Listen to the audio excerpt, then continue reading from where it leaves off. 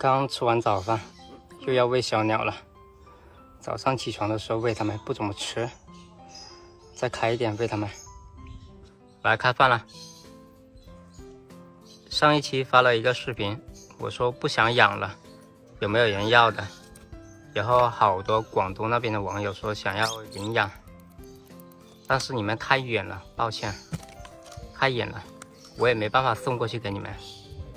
所以广东那边的网友就不要再留言说想要领养了，只限南宁了，南宁跟玉林，其他地方太远的就没有办法了。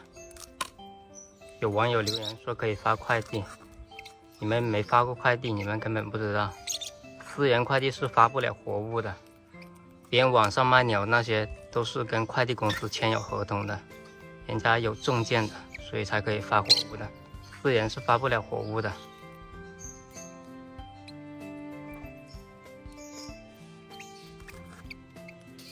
吃饱了，把嘴巴擦干净。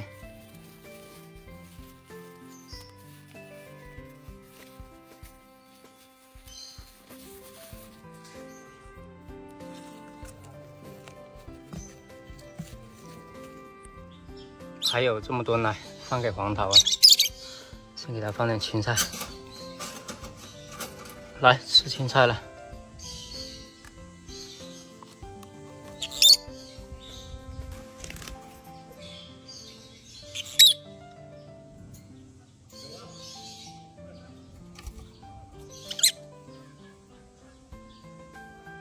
毛毛虫要不要啊？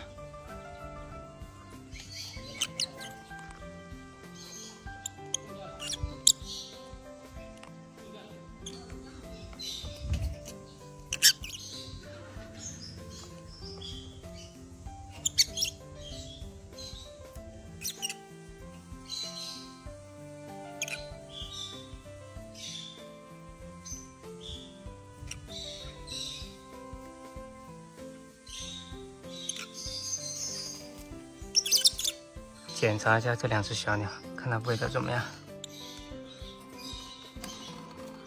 长大一点了，这2、3天开奶给它们喂，长得快一点点。这只很快长羽毛来了，羽管这么长了。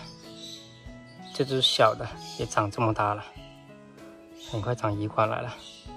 这喂的不是很饱，树囊里大部分都是水分。